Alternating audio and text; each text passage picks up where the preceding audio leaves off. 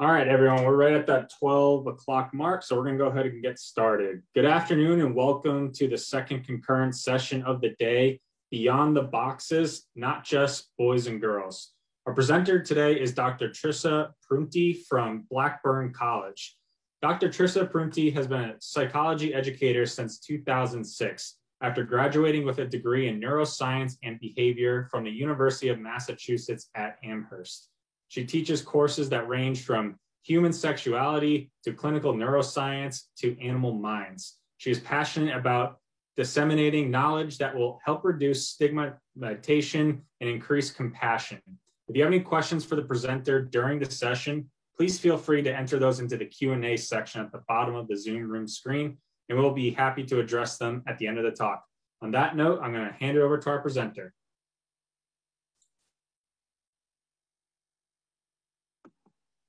Hi, how is everybody doing? You can't answer me, but all right. I am going to share my screen with my presentation about Beyond the Boxes. All right. Okay.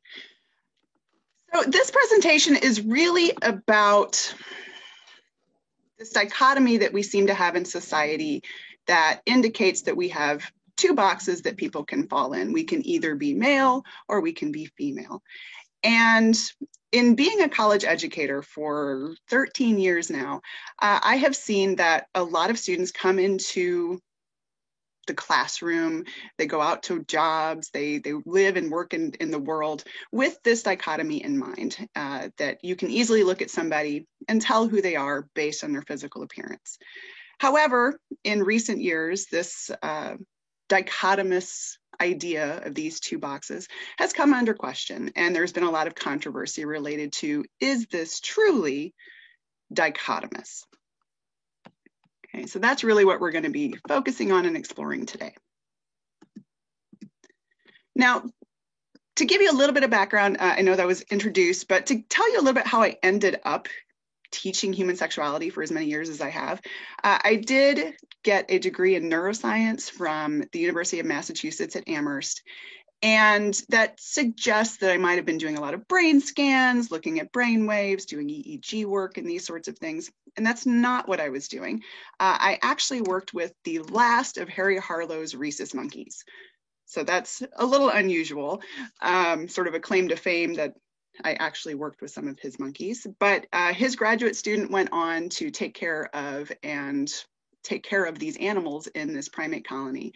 And my start in research was really comparing object permanence in rhesus monkeys to 2.5-year-old children. Kind of an odd comparison, but we all know that children, especially 2.5-year-olds, are essentially just little monkeys, right? I moved on from there to spearhead and run several psychology labs where the work really moved away from those neuroscientific roots and delved more into experimental psychology. And some of the focuses that we had included social justice, so some work on catcalling, the mediating effect of empathy on whether or not somebody is more likely to catcall, looking at things like internalized misogyny. Okay, so a definite shift away from neuroscience. I still am highly interested in cognition and learning and exploring all the facets that go into that. But as I already mentioned, a lot of my work started to delve into this idea of empathy and the compassion that we have for other people. And I think that one of the reasons I like to really talk about this subject, this dichotomy, or is there really one, is to help build empathy and compassion. So I'm going to actually circle back to this idea of empathy towards the end of the session, because I think that's really what fuels me to talk about this topic. Okay, so again, two boxes, these two dichotomous groups. And we have in society this ability to, we have stereotypes, right? We have cognitive heuristics. We look at something and then we know all of these aspects about it, which may or may not be true, which is the drawback of a heuristic, right? It's a quick judgment, but it's often error prone. It applies to these two boxes. We look at somebody and we say, oh, well, that's a man or that's a woman, and then we can make judgments, assumptions, guesses about what their roles are. Okay. Does this person wash the dishes or take out the trash? What are they doing? What kind of jobs do these individuals have? And we have, and young kids do as well, these dichotomies based on, well, you're a woman or you're a man.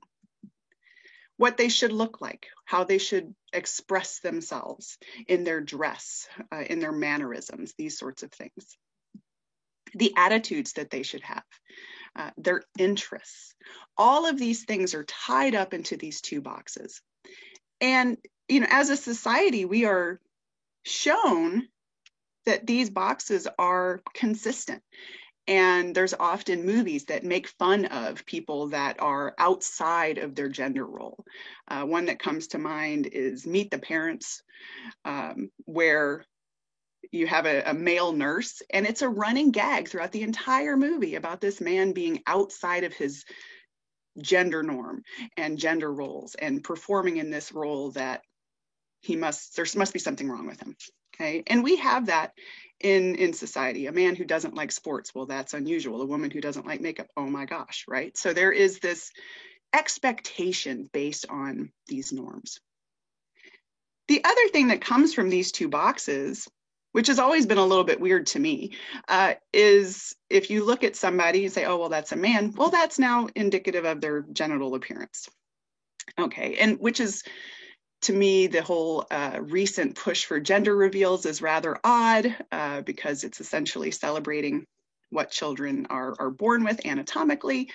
And, you know, recently we've had fires resulting from this. One person just recently died in a misfired cannon related to this. So it's a whole strange phenomenon that we are celebrating this component.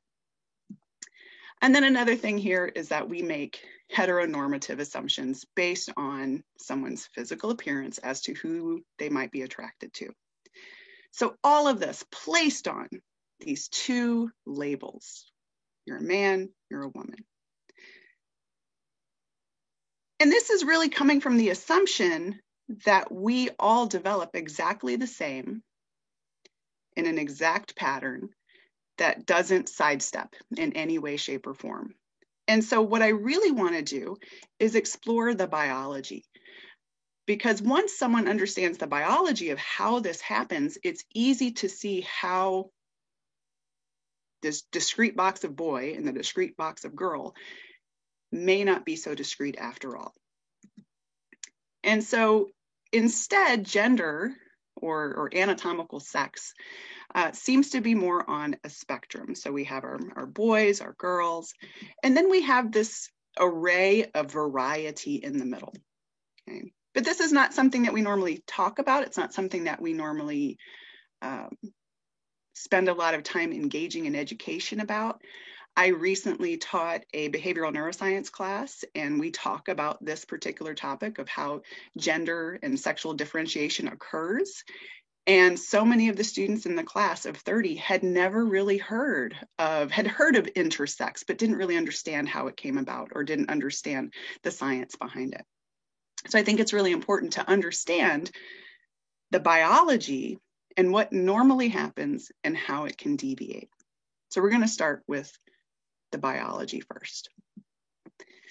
Okay, now I'm sure a lot of people have seen this gingerbread person. It's actually a genderbread person, where it's really depicting some of these spectral issues that individuals have. Okay, so the first one here is identity, and this is the degree to which somebody identifies or feels that they are male or female, woman or man.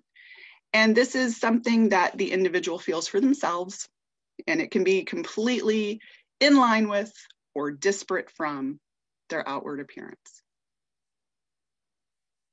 Then we have attraction. So who is this individual attracted to? Also, again, on a spectrum here, you can talk about romantic attraction. You could talk about sexual attraction, which are two separate things. We can look at expression. So how does this individual express themselves in a way that is authentic to them. Okay, so they feel that they are wanting to wear dresses or pants or engage in cosmetics or not.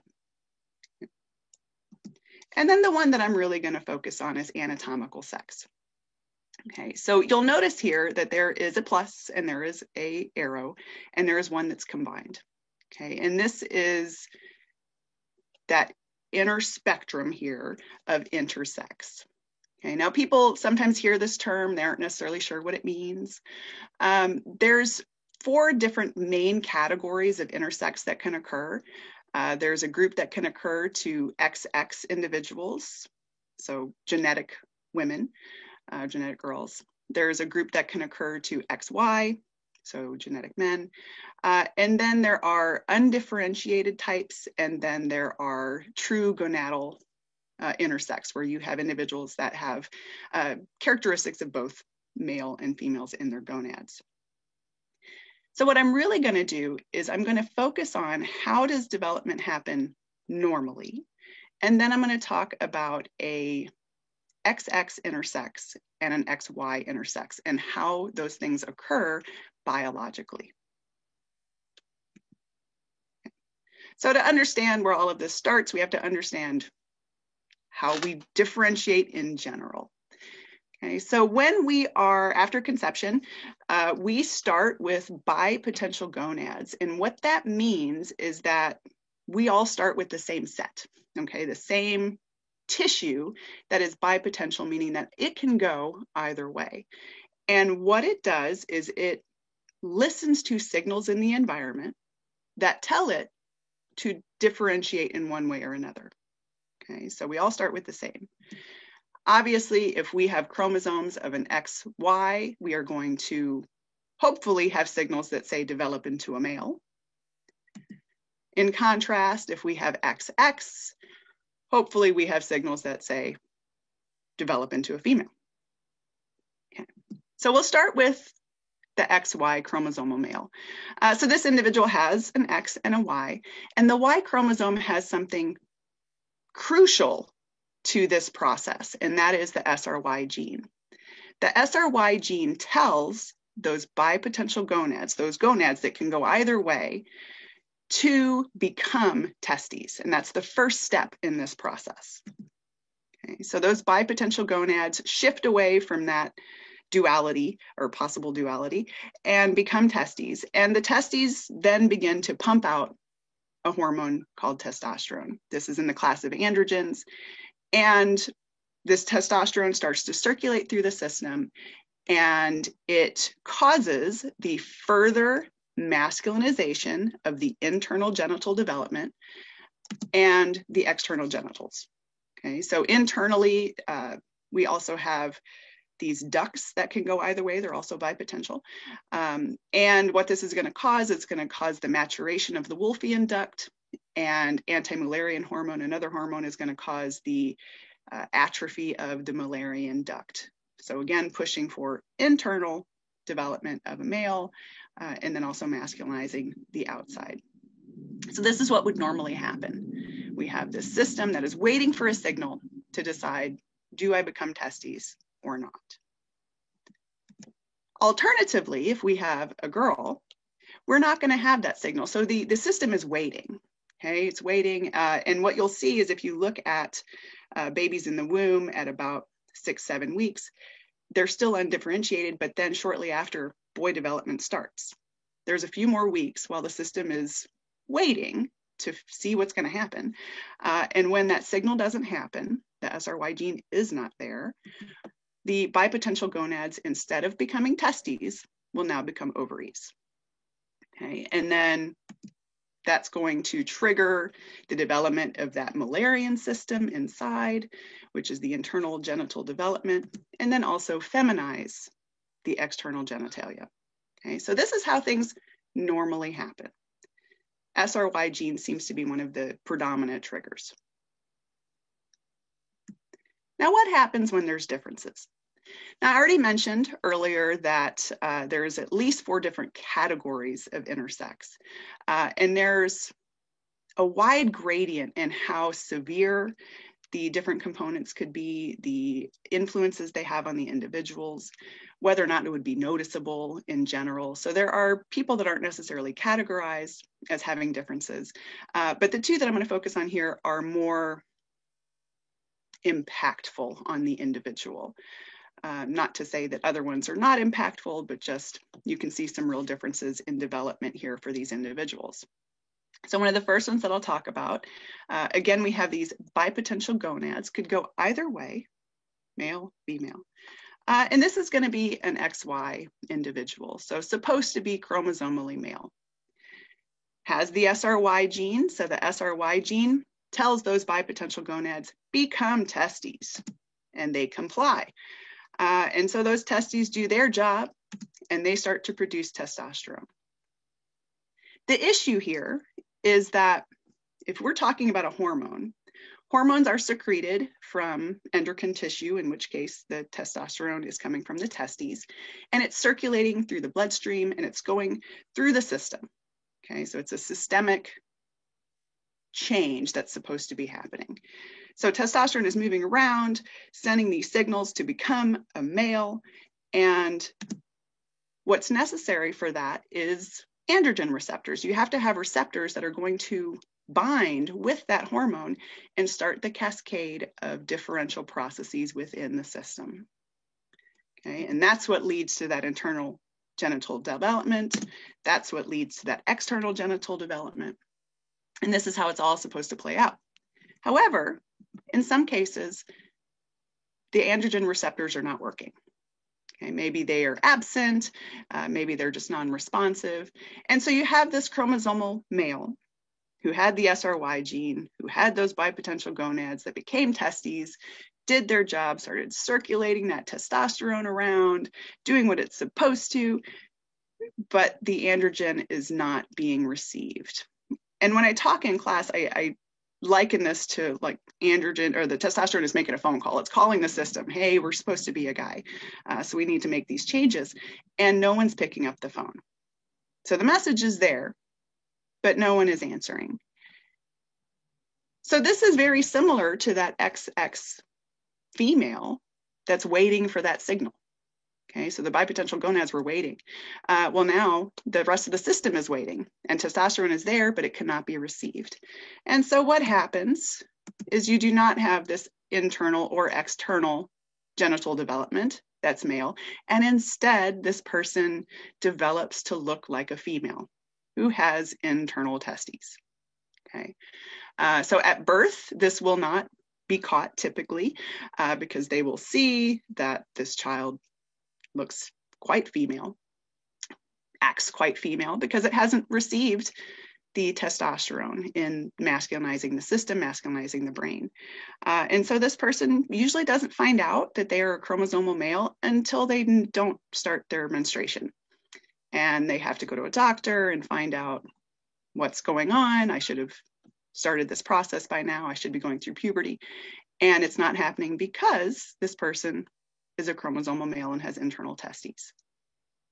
So here's a great example of a shift in the system. We have a pattern that's supposed to happen, but a small difference here can throw everything out of line. And so we've shifted from one box to the other.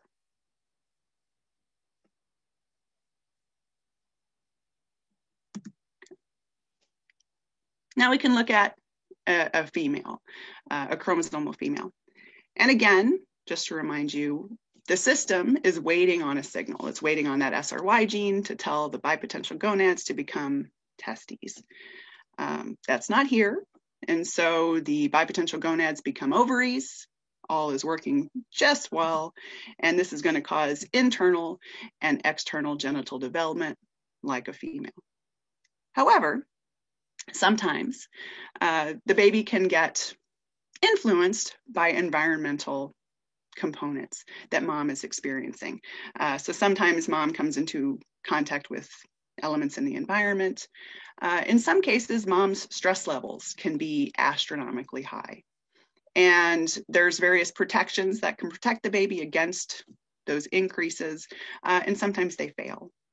And stress hormones act quite similarly to androgens. Well, they are androgens, but they act quite similarly to testosterone.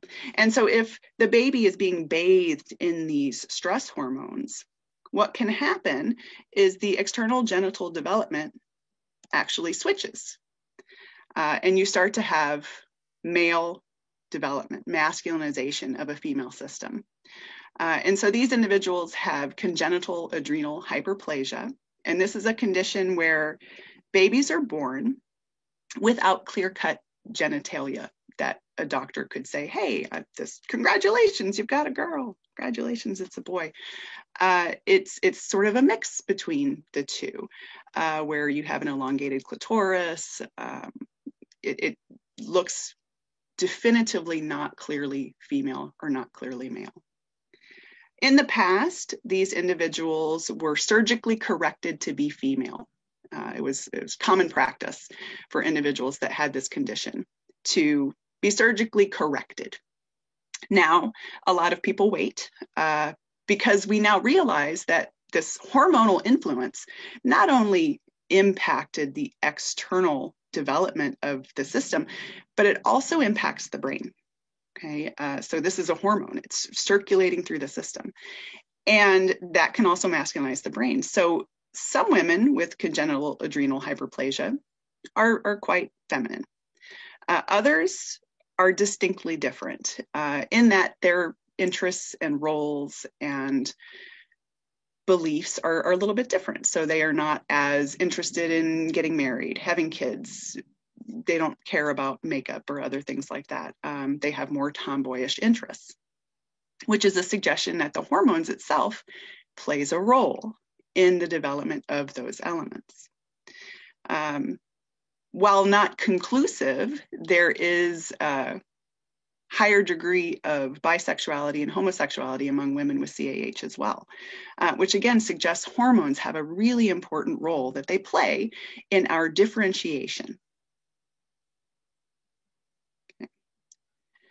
So building on that idea of hormones being highly influential, there was a study many years ago now that looked at how can we know, just as general individuals, if we were exposed to hormones in development. And what we know is that there is a definitive and well-studied sex difference in finger lengths. Okay, so it's called the 2D40 ratio, and so named by your second digit and your fourth digit and the length comparison between the two. Okay, so taking that second digit and that fourth digit and dividing them. So you can see with this person, they have a shorter 2D and a longer 4D, which results in a lower ratio, a ratio lower than 1. That is a typical male hand. Okay, so a typical male hand has a second digit that's shorter than their fourth digit. So I don't know if you're noticing when I put my hand up, but this is my hand, and I have a quite different finger length. So my 2D is much longer than my 4D, and so my ratio would be greater than 1, suggesting that I was influenced by typical hormones for a female, okay? And I wasn't masculinized, specifically that we can tell just from these finger lengths. Now, I love to teach about this in class because I always have students that are looking at their hands and, you know, does it matter if it's left or the right? What are we doing, Dr. Prenti? And they get concerned sometimes because I'll see women that don't have a very female-like hand and they start to wonder what in the world this means. And I have to assure them that, first of all, this is correlation, not causation. So we're not necessarily definitive as to what happens, but it's suggestive of possible hormone influence. And one of the differences that you can see in kids between the genders is this difference in finger lengths. And there's also some skill sets that are different between boys and girls in general. So I am speaking in generalities. One of the things that men tend to be better at is spatial ability. And I had a student a few years ago that was really interested in this idea of spatial ability and the 2D40 ratio. And we were talking and she said, I want to conduct a study. I have access to the local Air Force Base And I'm really interested if there are 2D/4D differences between various women and their positions in the Air Force. And so we explored that a little bit further. And she ended up deciding to do a study where she investigated spatial ability in various women in the Air Force and looked at and correlated it with their 2D/4D ratios. And so the women that she chose for this group, keep going, is administrative assistants, so women administrative assistants in the Air Force. So no real need to have spatial abilities to do well at your job or excel at that job.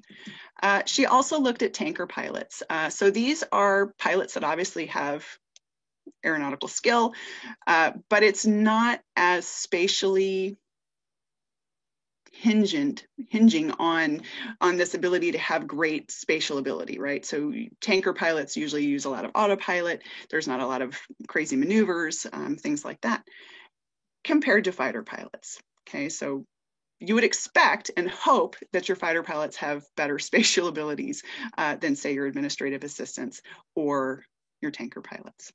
And so she conducted that study where we used a cube comparison test. It's a 3-minute test where you are rotating things in your head, specifically cubes, to see if they match or are different. And you're trying to do them quickly. And a lot of people have trouble rotating things mentally. They really want more of a hands-on approach. And so this is completely in your mind, you're mentally rotating.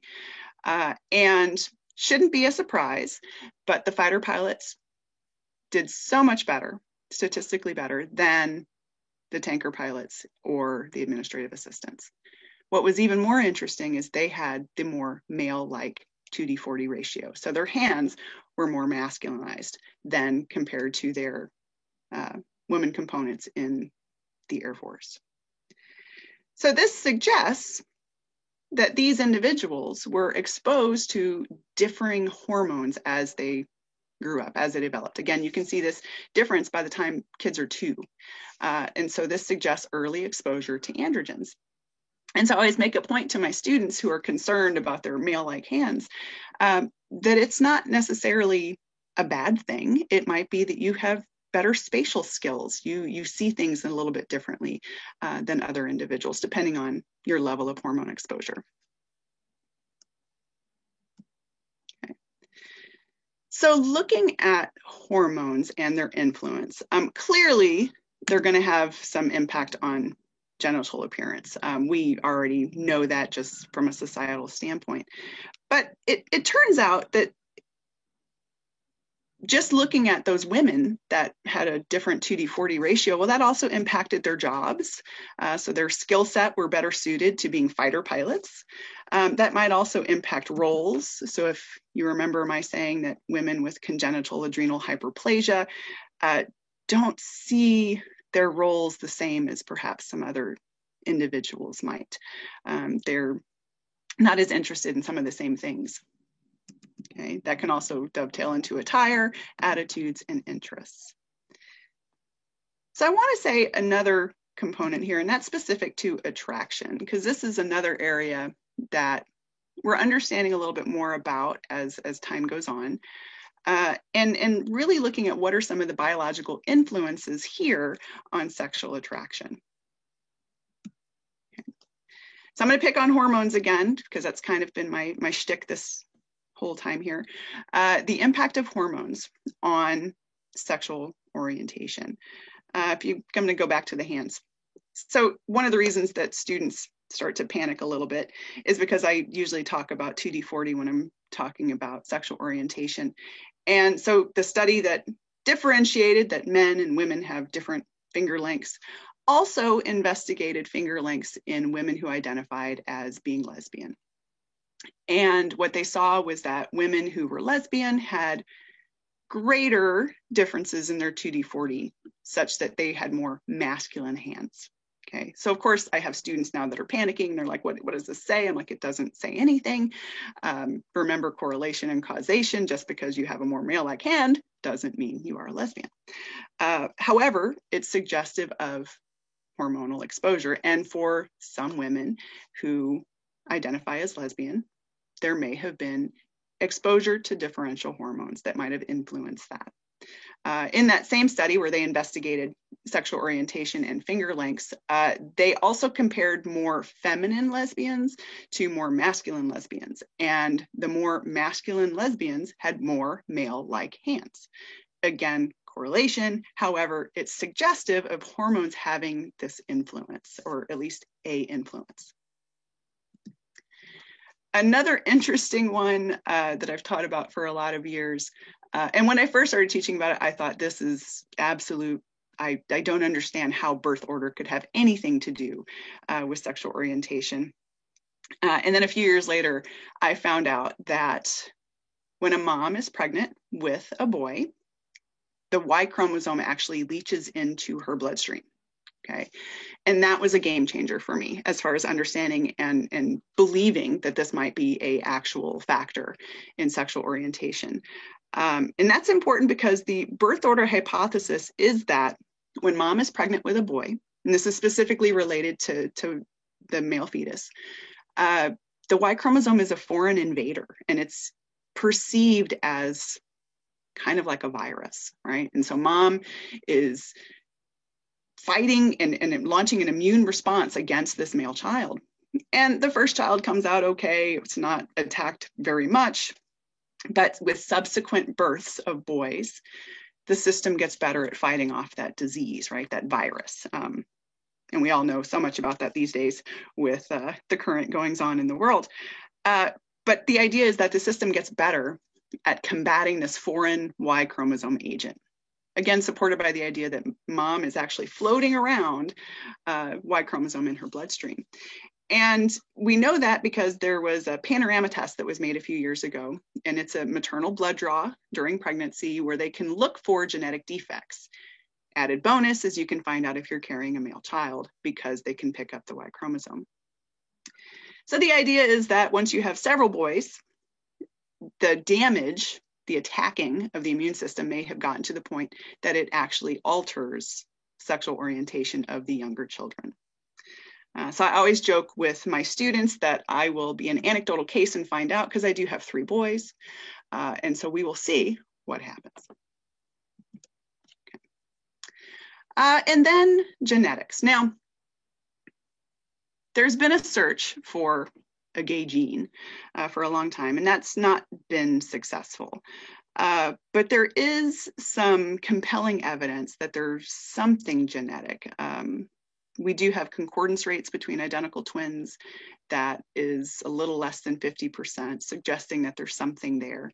But another study that came out, I think it was 2015, if I'm correct, was looking at a computerized AI program that would simply analyze still pictures of individuals and try to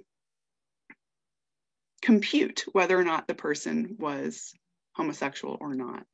And it turned out that with the more pictures you gave it of a person, the better accuracy it had, such that it was computing the likelihood of being heterosexual or homosexual with up to 80% accuracy. So that suggests, again, not definitive, but it suggests that there's something perhaps structural in the face, structural in the development, which is not something that the environment could, well, maybe it isn't, but it's more suggestive of a nature component than it would be a nurture component. Okay, so taking all these things together, there is some suggestion that biology really plays a role here. And I know I keep coming back on this hormones thing.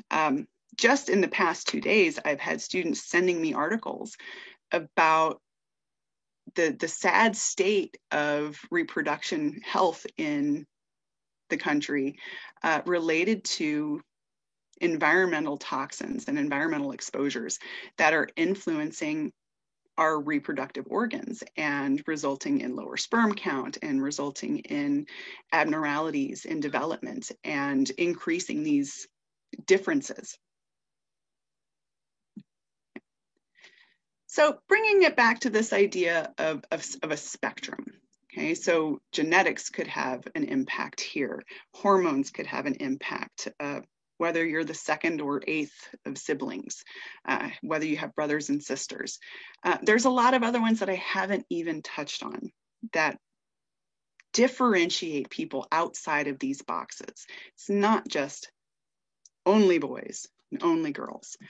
And that's related to, of course, anatomical sex. We assume that people have certain components. That isn't always true.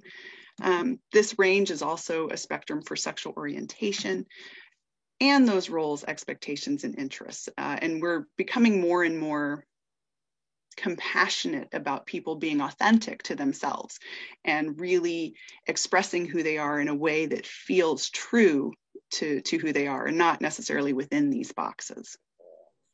And I think that's really important, that compassion piece, that empathy piece. And I said that I would bring it back to that. In teaching this material for as long as I have, I've noticed a shift. When I first started, it was a lot of misunderstanding of sexual orientation, outright hostility in some cases. And now it's become more and more directed to some of these intersex or gender dysphoria ideas and things like that. So a good example is before everything shut down a year ago, we were having a psychology social gathering where people were playing cards, eating pizza, hanging out. And a student came in who had just been discussing transgender issues in the prior class and came in and was quite flustered and said, I can't get on board with that transgender thing. I don't believe in it. And I asked if he could talk with me at another date in my office. And I explained to him some of the things that we talked about today about how there is a way that sexual differentiation happens. However, so many things can go awry in that process that you don't always know what's going to end up happening. And sometimes, as the case is with androgen insensitivity syndrome, even these individuals don't know for quite some time that they are intersex. They don't find out till they're 16, 17, 18. And so the science backs up that there is this middle portion, this room outside of those two boxes. And so he kind of understood that a little bit as we talked, but he said, I don't approve of it. I don't agree with it. And I said, well, I can't change your mind. I can't make you believe what I believe or push you out of, your specific comfort zone. But what I can ask you to do is when you walk into a room of 40 people that you don't know that well, that maybe we be compassionate to the people in the room and empathetic to the fact that you don't know these individuals and you don't know their individual battles. And this might have been a situation where there were people who were intersex or identified as transgender in that room, and you walked in saying what you said.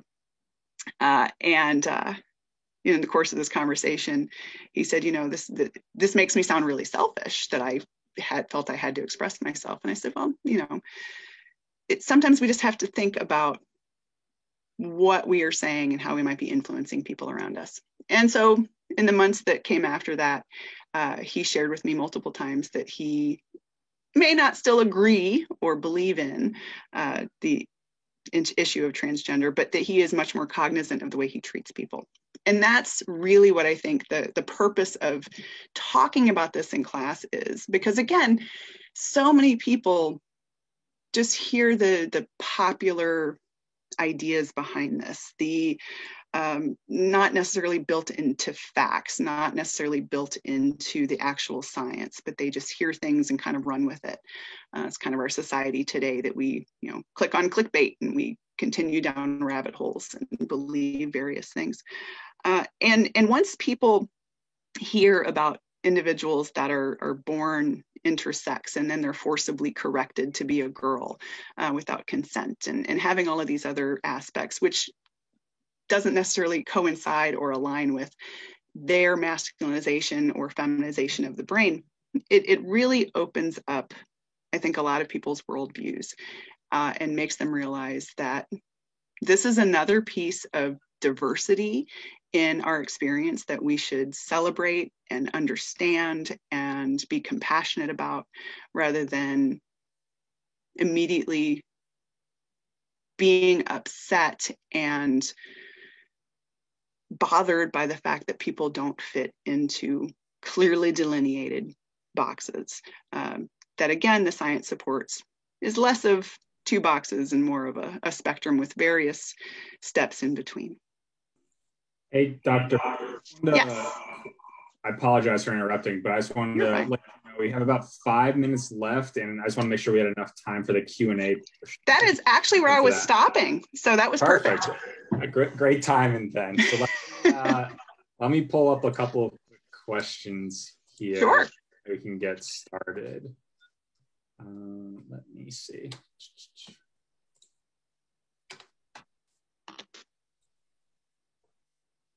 Okay, so when discussing this in class, do you suggest always taking conversations where students express disagreements or being bothered with non-traditional gender identity outside of the classroom, or do you ever use it in your in-class discussion? Absolutely. So the case that I was just talking about was sort of in a social environment, and I kind of pulled him aside and talked to him a little bit and said, I want to explore this with you further, but this didn't feel like, where I'm going to pull this away from all of these social aspects here.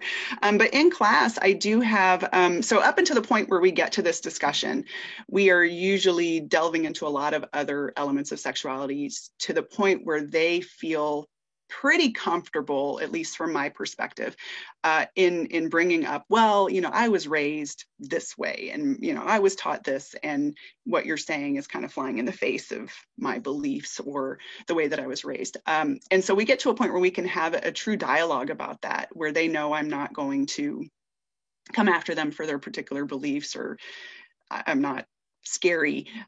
And we talk about, well, where do those come from? And we, up until that point, we've talked about gender roles. And so we've kind of dismantled that a little bit, where, the second you hear you're having a boy or a girl, people start to shove pink or blue things in your face and insist that the boy is playing football and making all the decisions for the child before the child even exists outside of the womb. And so, yeah, I definitely have used it as, well, let's pick that apart. And where did that come from? And there's definitely still, I can think of one student in particular who was an older student, had very clear beliefs, but for her, it was a shift in compassion. So, she even had an uncle who identified as transgender, and she, I guess before that, had kind of excommunicated him from her life because she didn't understand that, with all the connotations of what that is. And in speaking about it in class, she's like, well, I don't necessarily agree, but I can understand more, and I'm more compassionate, and I'm going to talk to him again. And I think it's always the first step. So I don't, again, push people to do a complete 180, but it's really about pushing people to think about, well, even if somebody differs than you on this, and this is important to you, can you still have a degree of compassion and empathy and just start on that road? Definitely, that makes sense there. And we actually got another question kind of piggybacking off of that one. Okay. Are there ways you help to make students feel more comfortable with gender identity discussions? Yes. Oh gosh. Defining what those are, though, is probably the more tricky thing. I think for myself, one of the things that I do is I come in right away with this idea of, and I kind of tell them who I am, and I say, okay, for me, my big catch-all phrase is do no harm. And so for me, if somebody has a different gender identity or different way of expressing themselves or whatever, if it's not harming somebody else, I don't see why I have a say in what they do. And I think that, we talk about that in the terms of other elements that the students are all more uniquely tied to. So your specific interests, hey, you really love comic book characters. Well, what if that was something that people, didn't agree with, which it didn't used to be when I was younger, right? So if you were a geek if you liked comic books. But, we now have these unique ways to express ourselves and our interests that are being less judged over time. And so kind of helping people see that, that thing that you've always been kind of embarrassed to share that you really like Charmed or whatever else it is, isn't something that really somebody else needs to necessarily have an opinion on that's going to make you feel shame or guilt. And so kind of setting that up. And we have early discussions about toxic masculinity. One of the early discussions we have is Girls Like Us, which is a hashtag for the transgender male to female individuals. And I have them explore their stories, and a panel of students come in and represent that hashtag and talk to the class about what it is. And so in that moment, I'm sitting in the audience, and the students are enmeshed in tackling this idea of like the bathroom issue and women in sports and all of those things. And I jump in when it gets derailed or gets a little heated, but it's largely them having this conversation about this controversial topic, but in this safe space. Awesome. Thank you. Thank you so much for putting some more insight on that. And we're actually out of time right now, so I'm going to kind of transition into our next couple of segments. So I'm going to actually quickly launch a quick 3-question poll on our presentation that we just watched. If the attendees don't mind just giving us a little feedback, and it'll probably take you less than a minute to complete the actual poll itself. So, and then let me get that going. And the poll is up now for everyone.